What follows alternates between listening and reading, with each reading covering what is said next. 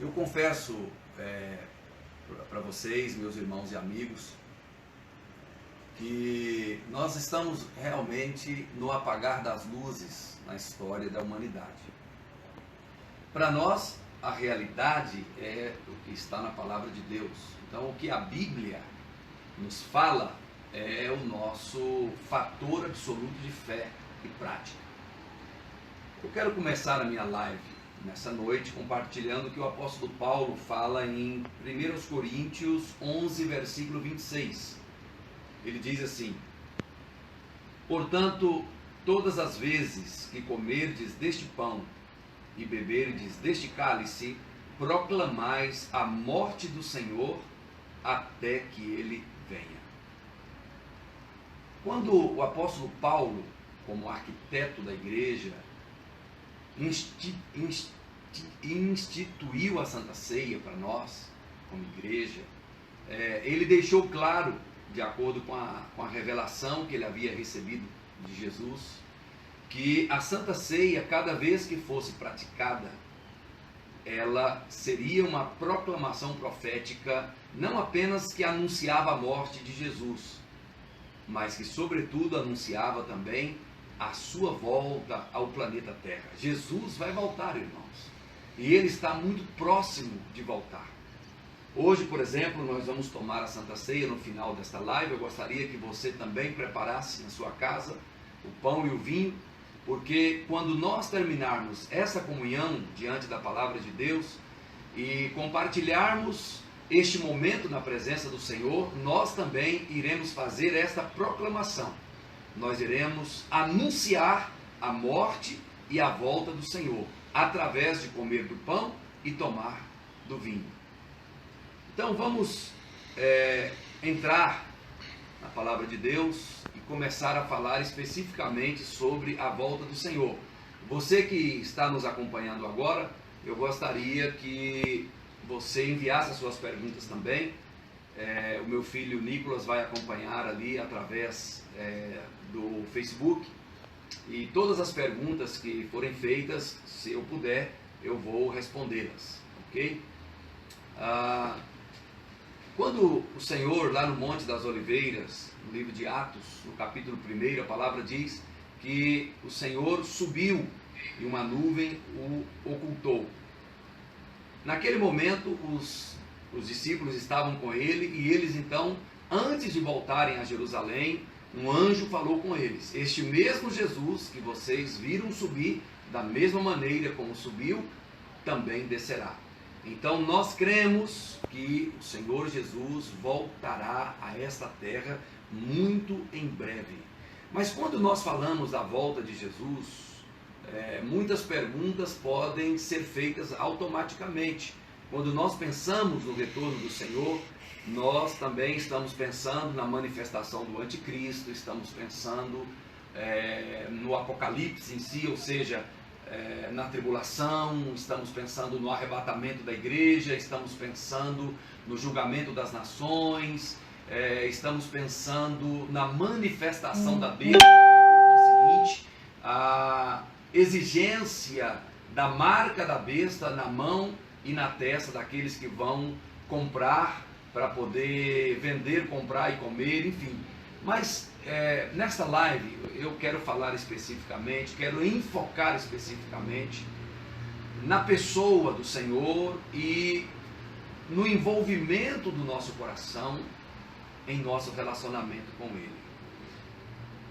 No século XIX houve uma perspectiva na mente, no coração de algumas pessoas daquela época, de que Jesus em breve voltaria. E especificamente houve um grupo de pessoas que venderam tudo que tinham e subiram um monte esperando a volta do Senhor. Eles marcaram o dia e marcaram a hora da volta do Senhor, mas nada ocorreu. Eles então inventaram, criaram uma nova doutrina com base na falha da profecia de que o Senhor voltaria naquele dia específico que eles haviam marcado. Eu não tenho nenhuma intenção, e na verdade nenhum homem de Deus verdadeiro vai marcar especificamente o momento que a igreja será arrebatada. Nenhum homem de Deus vai fazer isso. Quando o Senhor estava na terra, o Senhor disse que nem os anjos sabiam, e nem ele mesmo, quando estava aqui, sabia. Só o Pai sabia daquele dia e daquela hora exatos. No entanto, o Senhor falou sobre os sinais dos tempos. O Senhor falou a respeito das manifestações, das evidências que nós veríamos nas circunstâncias do mundo, que nos mostrariam a proximidade da sua volta. Uma coisa que é um absoluto, que já cumpriu efetivamente a profecia bíblica, é que quando o Senhor, lá em Mateus 24, Jesus fala a respeito da figueira, ele diz então que nós deveríamos olhar para a figueira, e sabemos muito bem que a figueira representa Jerusalém. Então, no final, quando o Senhor está, do contexto, quando o Senhor manda que a gente olhe para a figueira, anunciando realmente o seu retorno e o encerramento do desfecho da história humana, ele nos manda olhar para a figueira, e ele diz então que esta geração não passará até que tudo se cumpra. O Senhor estava falando de quê no contexto de Mateus 24? Jesus estava falando que Jerusalém seria para nós um sinal da sua volta. Então, em 1948, inclusive com o voto de um brasileiro chamado Oswaldo Aranha, ele era membro, diretor da ONU, e ele foi quem deu o aval, foi quem recomendou e quem avalizou, como um brasileiro que nos representava, a criação do Estado de Israel. Então, em 2018, Israel completou 70 anos. 70 anos na Bíblia nos fala de o período de uma geração. Logo, esta geração de 70 anos, entre 48 e 2018, o Senhor diz que esta geração não vai passar. Ou seja, antes que todas as pessoas morram, que estavam vivas em 1948, antes que essa geração morra, o Senhor vai voltar. Haverá o desfecho da história. Então, este é um cumprimento profético muito importante, que nos mostra um sinal do tempo. Amém? Mas o Senhor também fala sobre os rumores de guerra, que de certa forma isso sempre esteve na história. Nós temos os primeiros selos em Apocalipse. Nós temos ali o cavalo branco, o cavalo vermelho, o cavalo negro, o cavalo amarelo, que o amarelo representa as pestes, a epidemia. Logo, o coronavírus é algo que vem para corroborar, para confirmar que nós realmente estamos no final do cumprimento do propósito profético desta geração, desta existência humana, deste período da graça, para que o arrebatamento da igreja ocorra.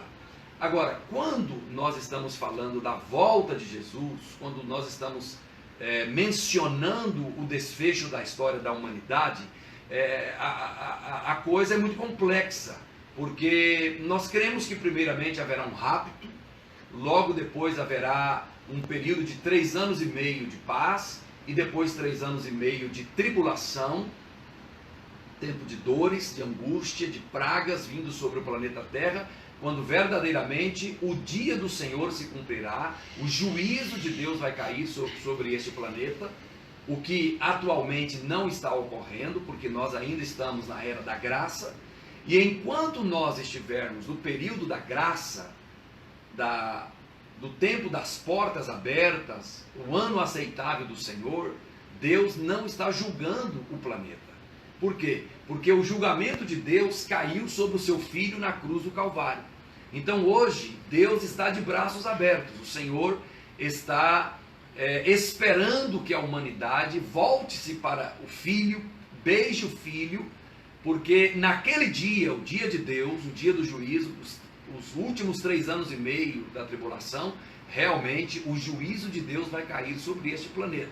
E o que é interessante é que quando você lê o livro de Apocalipse, mesmo a humanidade debaixo do juízo de Deus, e a palavra do Senhor diz que aquelas pragas virão e Deus ainda assim estará esperando que a humanidade se arrependa. Veja como Deus é bom e como seu amor é infinito e eterno.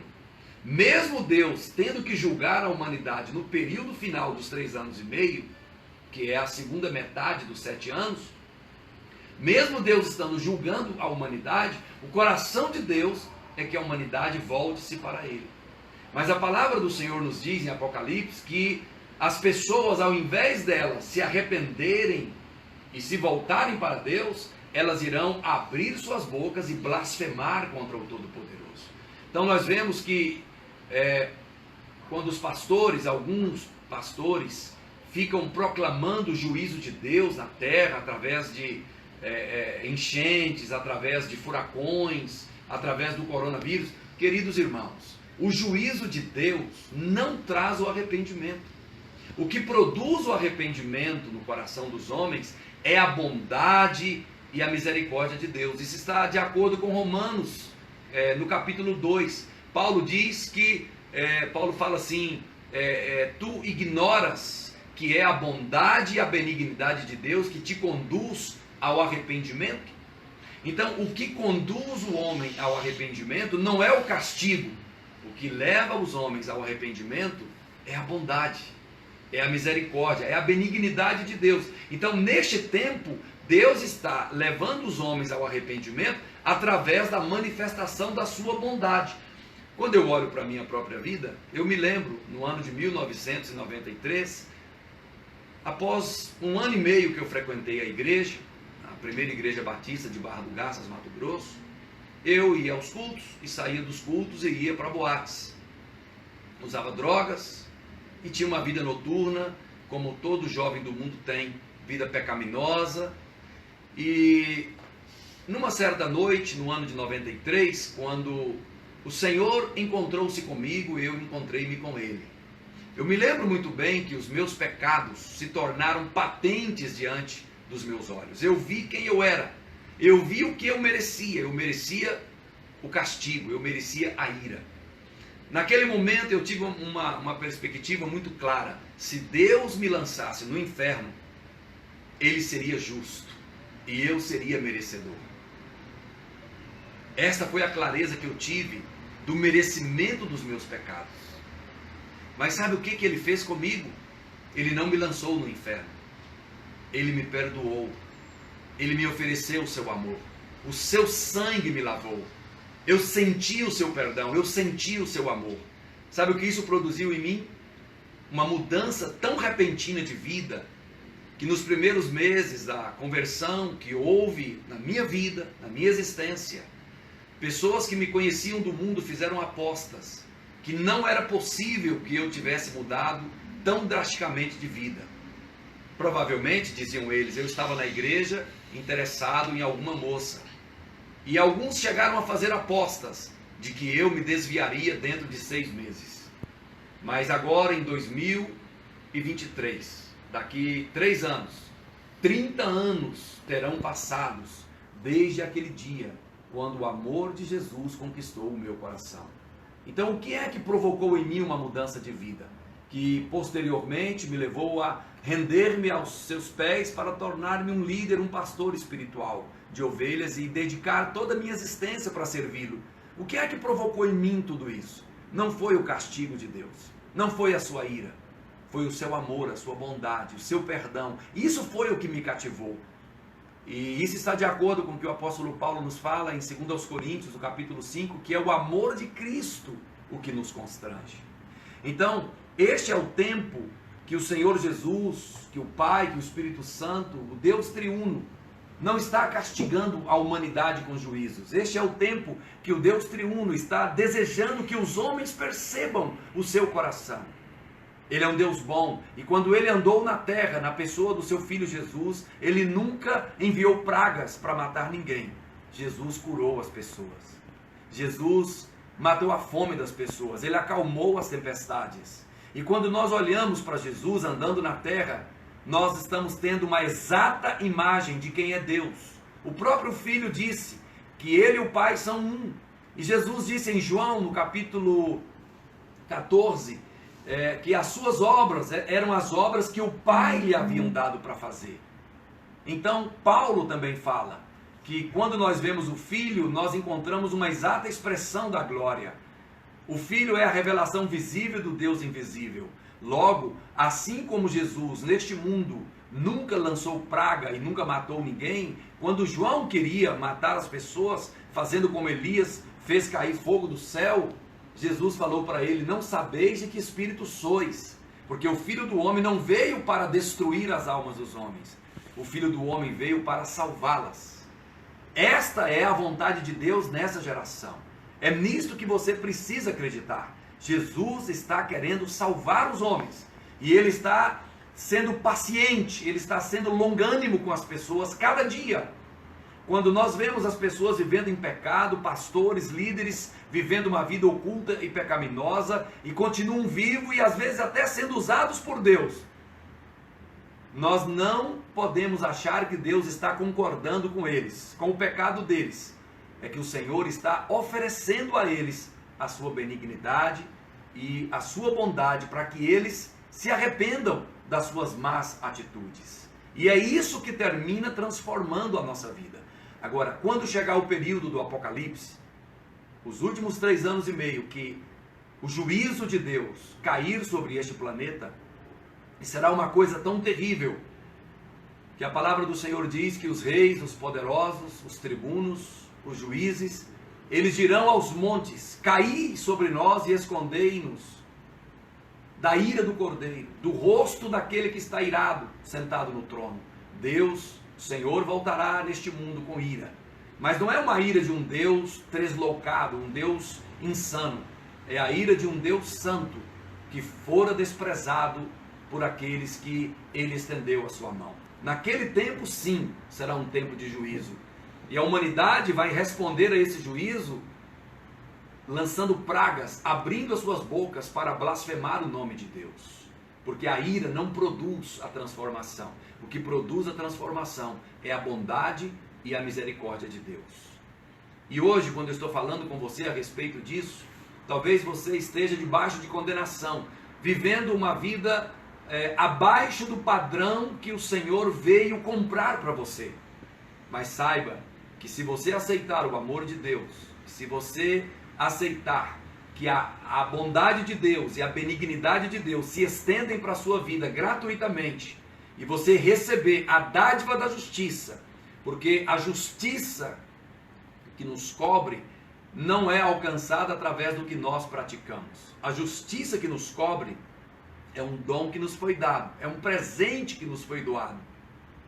Lá em Romanos 5,17, diz que aqueles que recebem a abundância da graça e a dádiva da justiça, esses reinarão em vida por meio de um só, que é Jesus Cristo. Então a maneira de você ter uma vida vitoriosa sobre o pecado, a maneira de você e eu vencermos as obras do diabo e estarmos prontos para o arrebatamento e encontrarmos o Senhor nos ares, não é nós por nós mesmos tentarmos fazer aquilo que nós achamos que é certo, mas é aceitarmos, recebermos o dom da justiça que nos foi dado através da graça de Deus e a abundância da graça que também nos foi dada, porque onde abundou o pecado, vai superabundar a graça de Deus.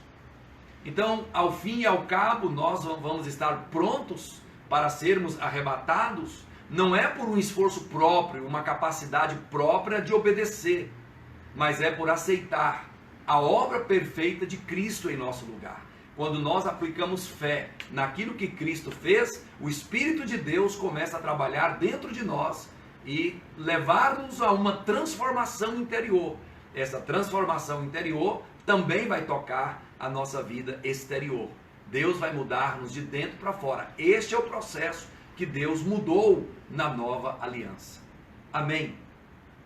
Então veja bem, naquele período, quando falaram sobre a volta de Jesus, no século XIX, as pessoas venderam o que tinham e foram para os montes. O que é que nós devemos fazer hoje, enquanto estamos vendo os sinais se cumprirem? A figueira, que é Jerusalém, já cumpriu 70 anos, essa geração não vai passar sem que o Senhor cumpra as suas palavras. Os céus e a terra passarão, mas as palavras do Senhor não passarão. Então, o que é que nós devemos fazer hoje? Quando Paulo, em 2 Timóteo, no capítulo 4, você pode meditar depois com a sua Bíblia, tranquilamente. Quando Paulo falou, olha, o tempo da minha partida chegou. Eu estou para ser derramado. A minha vida vai ser derramada como uma libação. Quando o sacerdote derramava água sobre o altar. Paulo fala, o tempo da minha partida chegou. E ele diz o seguinte, combati o bom combate, terminei a carreira e guardei a fé. Desde agora a coroa da justiça me está guardada, não somente a mim, mas a todos aqueles que amam a sua vinda. Ou seja, a maneira de você e eu sermos encontrados prontos para o arrebatamento é se nós amamos a vinda de Jesus. Se para você é melhor que você se case, que você compre a sua casa própria, que você faça aquela viagem dos seus sonhos, se qualquer um de nós colocar qualquer assunto desta vida terrenal acima do desejo maior que Cristo volte para nos buscar, nós já estamos nos desqualificando para recebermos a coroa, o prêmio da justiça. Então Paulo, ele diz que ele esperava a volta do Senhor, ele esperava a sua vinda, e havia uma coroa guardada para ele quando o Senhor voltasse. Mas essa coroa estava guardada não apenas para ele, o apóstolo Paulo, essa coroa estava guardada também para todos aqueles que amam a sua vinda. Eu estou vendo nos movimentos mundiais, particularmente nesses dias, com a manifestação desse vírus maligno que graçou e encheu o planeta Terra, eu estou vendo que todos os movimentos estão levando a humanidade a um governo global. E isso, mais do que nunca, é uma evidência de que o anticristo, hoje quando eu escrevi uma frase sucinta sobre a volta do Senhor e a manifestação do anticristo, alguém me perguntou, pastor, quem você acha que é o anticristo? De fato, eu não sei e nem quero saber, e ninguém tem como saber agora, neste tempo. Aliás, primeiro aos Tessalonicenses, o apóstolo Paulo fala sobre a manifestação do anticristo. Aliás, em 2 aos Tessalonicenses, a manifestação do anticristo, no capítulo 2. E Paulo diz que há algo que agora está resistindo à manifestação do anticristo. E enquanto esse algo, esse alguém que está resistindo à manifestação do anticristo não for tirado do meio, o anticristo não se manifestará. Ou seja, então, na verdade, é provável que antes do rapto da igreja, a figura do anticristo não se manifeste, porque se esse algo que está resistindo à manifestação do anticristo, esse algo é o filho varão, que lá em Apocalipse capítulo 12, o dragão vermelho queria, o dragão escarlata ou vermelho, dragão vermelho, queria devorar o filho varão que estava prestes a vir ao mundo. A mulher está grávida e ela vai dar luz a um filho varão. Aquela mulher é a igreja, porque logo na sequência que o filho varão nasce e é levado para Deus e o seu trono, esta mulher tem que fugir para o deserto. E ela vai ser perseguida por esse dragão. Então esta mulher é a igreja. E este filho varão, provavelmente, é o mesmo filho varão lá da maturidade. Paulo fala lá em Efésios, no capítulo 4, que nós estamos crescendo até alcançar a perfeita varonilidade de Cristo. Então aquele varão de Efésios 4, provavelmente é o mesmo filho varão de Apocalipse 12. É uma parte da igreja que foi amadurecida. É uma parte da noiva que estava apta para receber o noivo. Isso também equivale a falar das 5 virgens sábias que estavam preparadas. Equivale também a falar sobre os servos vigilantes que estavam aguardando o seu senhor. A palavra diz que, por exemplo, 2 vão estar no moinho, um será tomado, o outro será deixado. 2 vão estar andando no campo, um vai ser tomado, o outro será deixado. Logo, ao esperarmos o Senhor voltar e ao desejarmos o seu retorno, nós não devemos abandonar os nossos afazeres e ir para o monte esperar o Senhor. Pelo contrário, a palavra de Deus diz que enquanto dois vão estar no campo ou no moinho, um será tomado, o outro será deixado. Logo nós vemos que o arrebatamento se dará em um momento normal da vida. Enquanto você está trabalhando, servindo a sua família, servindo o seu patrão, enquanto você está produzindo para Deus, está evangelizando, enquanto você está fazendo algo efetivamente como um trabalhador. É neste momento. De repente você está atendendo alguém como uma secretária, de repente você está tirando leite da vaca aí na chácara onde você vive, onde você mora, de repente você está dirigindo o seu Uber. Enquanto nós estaremos nas nossas funções cotidianas para trabalhar e sustentar-nos dignamente, neste momento, amando a volta do Senhor e desejando que Ele retorne, nós seremos tomados em um abrir e piscar de olhos. Quando Paulo escreveu aos Tessalonicenses, ele fala sobre a volta de Jesus. E quando Paulo fala sobre a volta de Jesus, se você meditarem, tanto na primeira como na segunda epístola aos Tessalonicenses, filho, você poderia colocar o celular para o pai, como eu pedi, na tela para eu ver, por favor? Enquanto Paulo está falando sobre a volta do Senhor em 1 e 2 aos Tessalonicenses, tanto numa como na outra epístola, você vai ver que Paulo fala sobre a necessidade dos irmãos trabalharem. Tanto que na segunda carta, o apóstolo Paulo diz que aquele que não trabalha não tem direito de comer. Então você vê que quando Paulo fala da volta de Jesus, Paulo não fala que os irmãos tinham que vender tudo e esperar Jesus voltar sem fazer nada.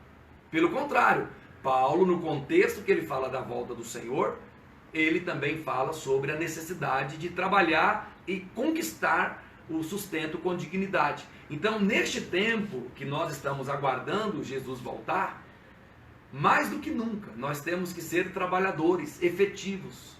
Nós temos que você tem que continuar estudando, fazendo a sua faculdade, você tem que continuar o seu trabalho, o seu negócio. Aliás, nós vemos que neste movimento mundial, por detrás do coronavírus, essa estratégia maligna, nós vemos que estão nos mandando parar de trabalhar. A Bíblia nunca faz isso.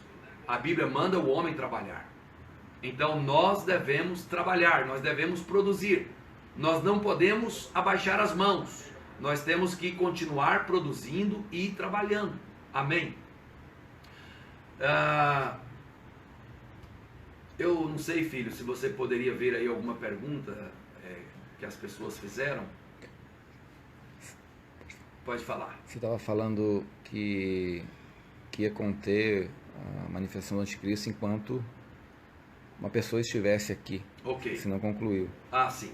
Obrigado, pastor Leonardo. No contexto que Paulo fala, deixa eu abrir aqui a palavra de Deus. Não está mostrando o rosto do pastor, está muito escuro. Não está mostrando o rosto. Então liga essa luz aqui, filho. Vamos ver se melhora. Alguém está dando uma sugestão ali para a gente. Nós vamos melhorar aqui essa luz para poder. Não sei como é que ficou agora. No Instagram está muito escuro. Deixa eu um pouquinho mais para lá. Mais na cara da luz. Como é que está agora aqui? Será que ficou bom? Melhorou. Dá uma olhada na imagem, filho. Para as pessoas não terem prejuízo. Então. Bom. Aqui. Ok. Isso aqui é do Facebook. Facebook tá bem. Então vamos lá. Em 2 Tessalonicenses, no capítulo 2, o apóstolo Paulo diz assim, segundo aos Tessalonicenses 2, versículo 5. Não vos lembrais de que eu costumava compartilhar convosco acerca desses acontecimentos? Este era um assunto que o apóstolo Paulo, 2000 anos atrás, o apóstolo Paulo já tratava com a igreja. Ele ensinava os irmãos a respeito dessa manifestação que haveria do anticristo no planeta Terra.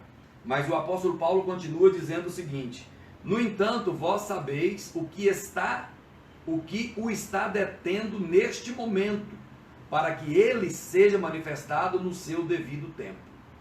Então, Paulo está dizendo que havia algo que estava resistindo, impedindo a manifestação do anticristo. No nosso entendimento, nós não estamos aqui para discutir essas coisas, mas no nosso entendimento, o que está impedindo a manifestação do anticristo é a porção da igreja, uma parte da noiva, que poderia ser explicada como as 5 virgens sábias, os servos vigilantes, ou o filho varão que está apto para ser vencedor e reinar com Cristo. Se você pega as 7 cartas que o Senhor manda João escrever às igrejas, em Apocalipse, você vai encontrar que o Senhor faz uma promessa às 7 igrejas, aos irmãos dessas 7 igrejas. O Senhor diz: ao vencedor, ao que vencer. Aí o Senhor faz uma promessa. Essa promessa é feita a todas as igrejas e a todos os irmãos dessas igrejas. Mas essa promessa não é feita a todos os membros dessas igrejas. Essas promessas são feitas aos vencedores dessas igrejas. Então, o que nós entendemos é que aqueles que estão aptos, que estão amando a volta do Senhor, eles se alistaram para a guerra e não estão se embaraçando com os negócios deste mundo. Eles estão desejando que Jesus volte, estão dizendo: Maranata, hora vem, Senhor Jesus. E enquanto o Senhor não volta, eles estão amando o Senhor e respondendo ao amor que o Senhor tem por eles, e estão desejando salvar almas, estão desejando amar as suas famílias, perdoar as pessoas, estão guardando a fé.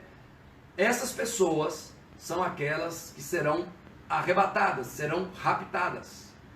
Mas aquela outra parte da igreja que vai ficar, se é que isso está correto, no momento que a igreja for arrebatada, uma parte da igreja que vai ficar, que era aquela parte que não estava apta, que estava envolvida com os negócios deste mundo, quando nós lemos, por exemplo, em Lucas, no capítulo 21, vou ler para você aqui.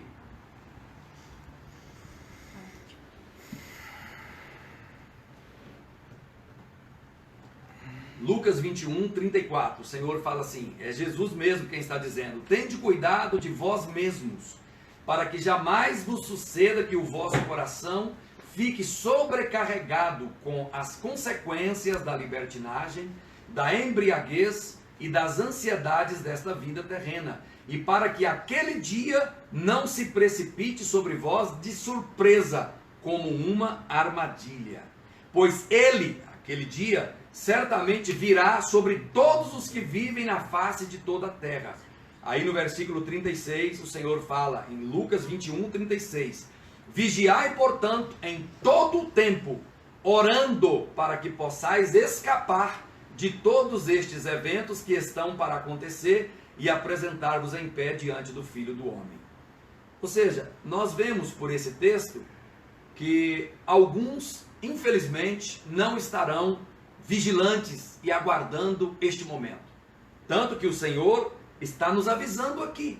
O Senhor está nos mandando ter cuidado de nós mesmos. O Senhor está nos mandando que não sobrecarreguemos o nosso coração com libertinagens, embriaguezes e coisas desta vida.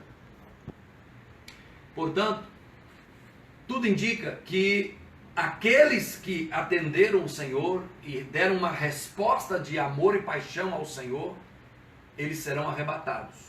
Aqueles que ficarem, porque viram que realmente ocorreu, o arrebatamento foi verdadeiro e o que o Senhor havia predito acontecera, eles também agora sabem que o anticristo vai se manifestar, porque aqueles que o impediam foram tirados do meio. Agora não há mais um impedimento. O que é que vai ocorrer imediatamente com esses milhões de filhos de Deus que ficaram na terra? E não apenas os filhos de Deus que não estavam vigilantes e atentos que ficaram. Imediatamente haverá milhões de conversões. Por quê? Aquele marido que via sua mulher falar de Jesus e da volta de Jesus, que viu o seu filho falar de Jesus e da volta de Jesus, aquele marido, ou esposa, ou filhos, ou pai, ou tio, enfim, que viram o seu parente, o seu amigo íntimo, falando de Jesus, quando essas pessoas verem que milhões e milhões e milhões de pessoas desapareceram do planeta Terra, imediatamente essas pessoas vão cair de joelhos e vão entregar suas vidas a Jesus. Será a maior colheita de almas da história da humanidade. Agora há um porém. Apesar de que eles foram salvos, e apesar de que aqueles que ficaram também eram salvos, eles terão que enfrentar o sistema global de governo. Por detrás desse sistema global vai estar a besta e o falso profeta. Portanto, serão dias, nos primeiros 3 anos e meio, de uma aliança entre Israel e o mundo conhecido. Alguma coisa vai ocorrer para que o tabernáculo, para que a mesquita que hoje está no lugar do tabernáculo seja removida. Todos os materiais do tabernáculo já estão prontos. No momento que a igreja for arrebatada, tudo vai se desenrolar muito rapidamente. Israel vai fazer uma aliança. E durante 3 anos e meio, esta aliança vai ser mantida. Nos 3 anos e meio, então, Satanás, através do iníquo, vai entrar no santíssimo lugar e vai declarar que ele é Deus. É o que o Senhor fala da abominação da desolação. Naquele momento que se cumprir os 3 anos e meio e a aliança for quebrada, então as pragas começam a vir sobre o planeta Terra. No final dos 3 anos e meio, quando todas essas pragas vierem, aí Cristo voltará. No primeiro momento, quando ele arrebatou a igreja, os filhos de Deus que já haviam dormido no Senhor, que já haviam morrido no Senhor, na verdade o Novo Testamento nunca usa a palavra morrer para filho de Deus nascido de novo, porque a morte já foi vencida pelo Senhor. Eles dormiram no Senhor, eles descansaram no Senhor. Então, no momento do arrebatamento dos vencedores, os vencedores que já haviam mortos também ressuscitarão. Paulo diz que nós não vamos preceder os que dormem. Os que dormem no Senhor vão subir. Isso está em 1 Tessalonicenses capítulo 4. Eles vão subir e nós também que estamos vivos vamos subir com eles e vamos encontrar o Senhor nos ares.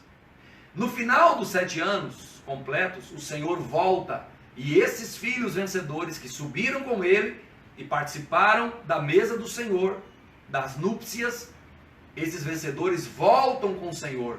Aí é quando todo olho verá o Senhor.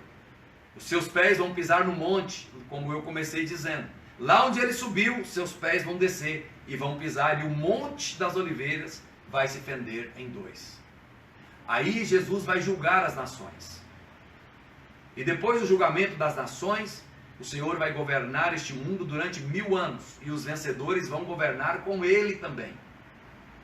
Nós, os que formos vencedores, pela graça de Deus, esperamos sê-lo, desejamos sê-lo, nós já estaremos glorificados para governar o mundo. E as nações que não perseguiram os filhos de Deus, e nem judeus, essas nações é que vão entrar vivas durante os 1000 anos, durante o milênio. E quem são as nações que vão perecer? São aquelas que perseguiram os pequeninos irmãos de Jesus, que são representados pelos cristãos e pelos judeus. Então, hoje em dia, quem odeia judeu e quem odeia cristão está correndo um seríssimo risco de ser decapitado no julgamento das nações. É preciso que nós, os que estamos vivos agora, amemos o Senhor e amemos os seus irmãos. E amemos os seus irmãos, não apenas os irmãos cristãos, os irmãos judeus também. Isso nos fala de galardão, de sermos vencedores, de recebermos uma recompensa. Então é tudo muito complexo. Eu não vou entrar nos detalhes, porque o pastor Rigonato é um mestre nesta área. Você pode ler os livros do pastor Rigonato, ou pode ler também o material do pastor Aloysio, Apocalipse Sem Mistério. Então eles são pessoas mais aptas para falar a respeito desses detalhes. O que eu quero que você guarde hoje é que Jesus vai voltar e é preciso amar a sua vinda.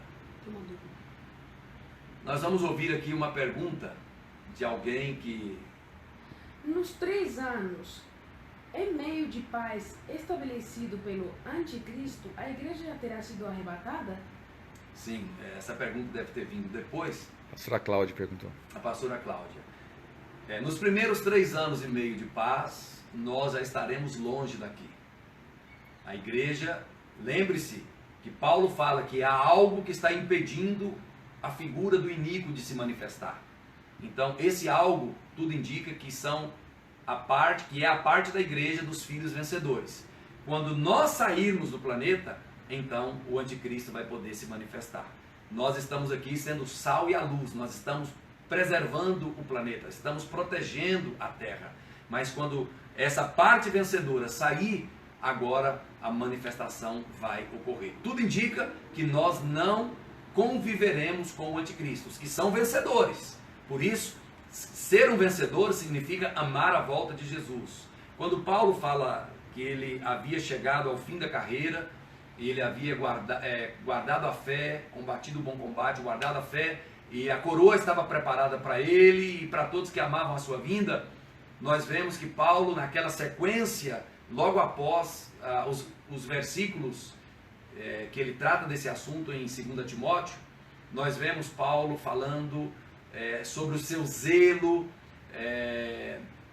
pela pregação do Evangelho. Ele fala sobre Alexandre o Latoeiro, que estava resistindo ao ensino da palavra de Deus. Nós vemos Paulo perdoando as pessoas que o abandonaram na audiência romana, onde ele estava sendo julgado para ser decapitado. Nós vemos que Paulo, no finalzinho da sua vida, porque ele amava a volta de Jesus, ele está morrendo perdoando seus algozes, ele está morrendo amando a verdade, amando a palavra de Deus, o ensino correto da palavra de Deus, e isso é o que você deve fazer. Jesus disse que por se multiplicar a iniquidade, o amor de muitos esfriará. Neste tempo que nós vemos a iniquidade se manifestar no mundo, através da ideologia de gêneros, através do aborto que está sendo legalizado em muitos países, quando nós vemos toda essa maldade que está enchendo o planeta Terra, o que é que nós sentimos? Parece até que as pessoas ao nosso redor estão deixando de amar, estão deixando de ter o amor de Deus em suas vidas. Mas nós devemos fazer o contrário. Jesus diz que nós devemos guardar o nosso coração no amor. Judas, o irmão do Senhor, na sua carta, Judas diz que nós devemos guardar-nos no amor de Deus, devemos conservar-nos no amor de Deus. Quando Paulo também escreve a respeito da vinda do Senhor, lá em Tessalonicenses, olha o que o apóstolo Paulo fala para nós.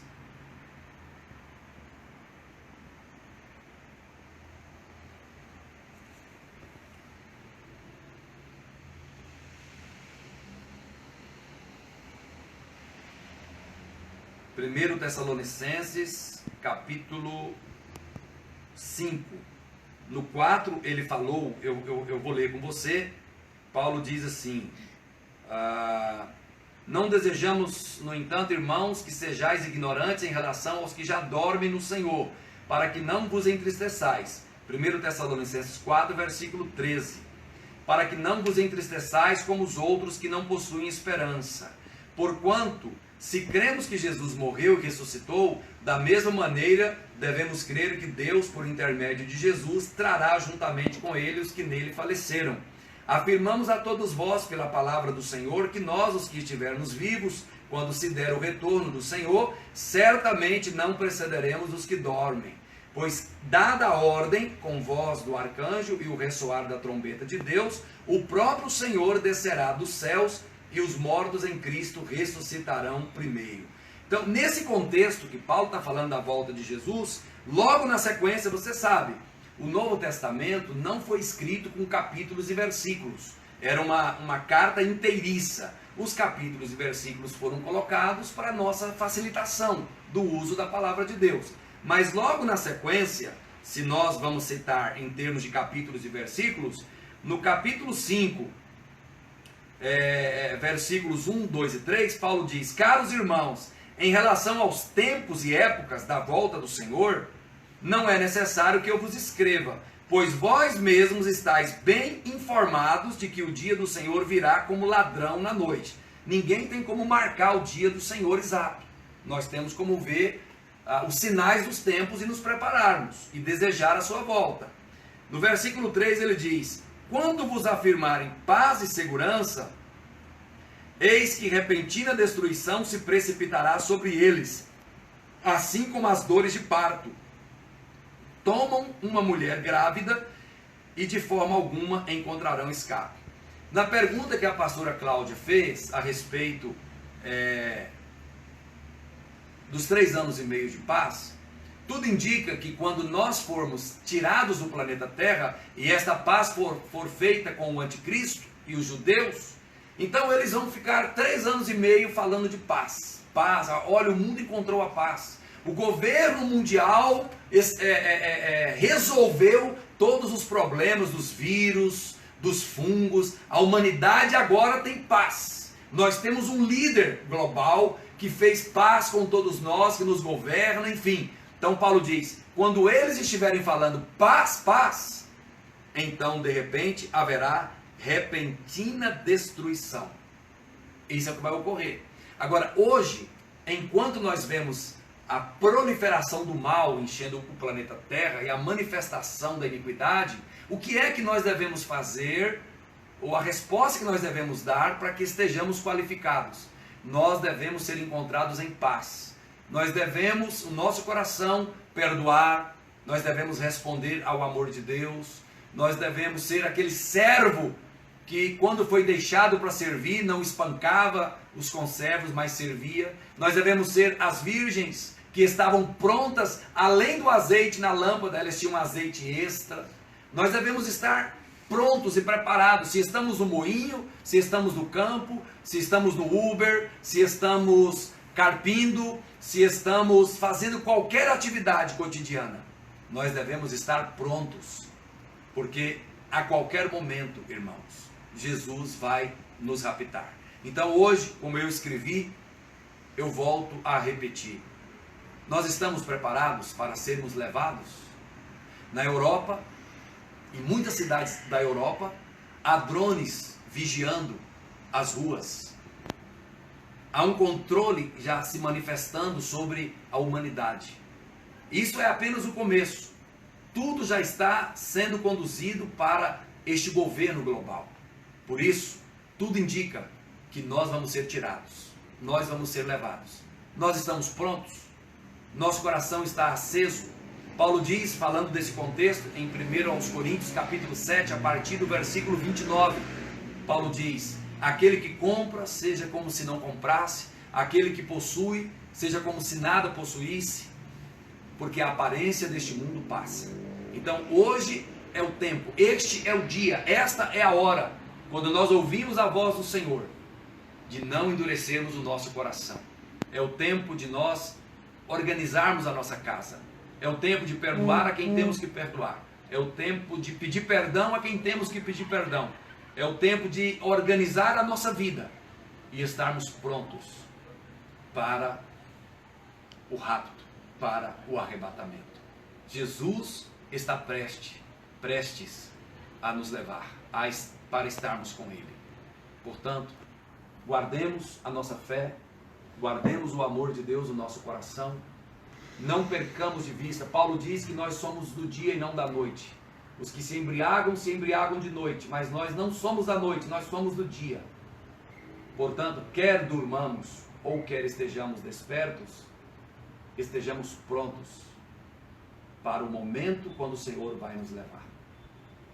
Estamos na iminência deste acontecimento, que vai ser uma coisa terrível para quem fica, mas vai ser glorioso para quem será levado. Obrigado por este tempo. Vamos tomar a Santa Ceia. Tem mais perguntas aqui, pastor. Tem mais perguntas? Eu não sei se eu tenho tempo por causa do Facebook, tá, que dura 1 hora. Vamos então responder mais uma pergunta. Tá. A Júlia Fernandes, ela perguntou: pastor, sobre o arrebatamento de crianças bebês de pais cuja a fé religiosa não é a mesma, vale a consagração da mãe ou do pai? Essa é uma pergunta complexa. Na verdade, eu não sei responder se bebês serão arrebatados. Todos vão dizer que sim. Eu não sei. Uma coisa eu sei. O Senhor diz que Ele, Jesus, Ele é o único caminho para o Pai. Ele diz: eu sou o caminho, a verdade e a vida, ninguém vem ao Pai senão por mim. Nós que temos filhos pequenos, se você tem filhos bebês, é preciso que você consagre os seus filhos ao Senhor. É preciso que você os cubra com a sua fé e com a sua devoção a Deus. Aqueles bebês que não têm pais crentes, que não têm pais cristãos que amam o Senhor, infelizmente eu não sei responder essas perguntas. Porque a palavra de Deus não me dá uma base clara para dizer é isso e é isso e é aquilo. Eu não posso elocubrar, eu não vou emitir uma opinião que eu não sei dizer.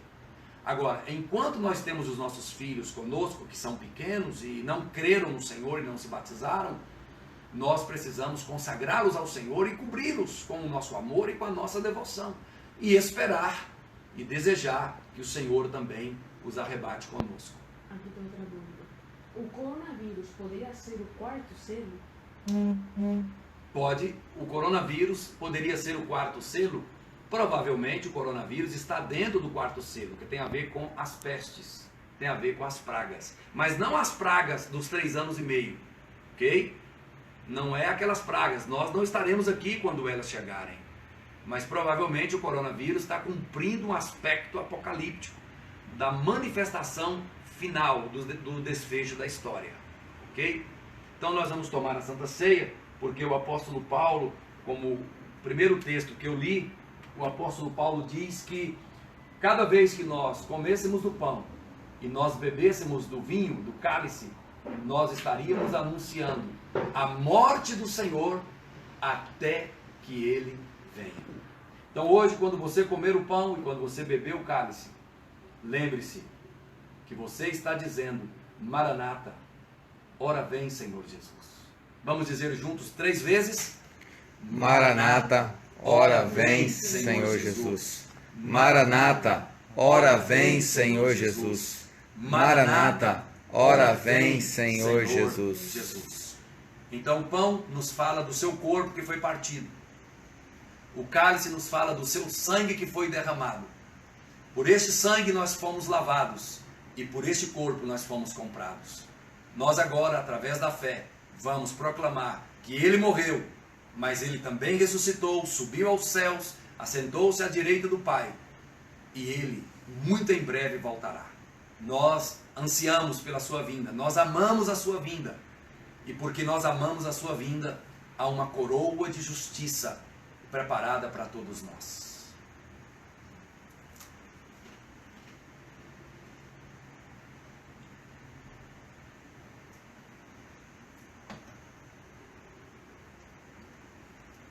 Muito obrigado por esse tempo. O meu desejo foi comunicar fé ao seu coração, encher você de esperança, restaurar como um veículo, ser canal para que o Espírito possa restaurar no seu coração a paixão por Cristo Jesus e você possa viver a sua vida atento aos sinais e, sobretudo, ansiando fortemente pela volta do Senhor. Maranata, ora vem, Senhor Jesus.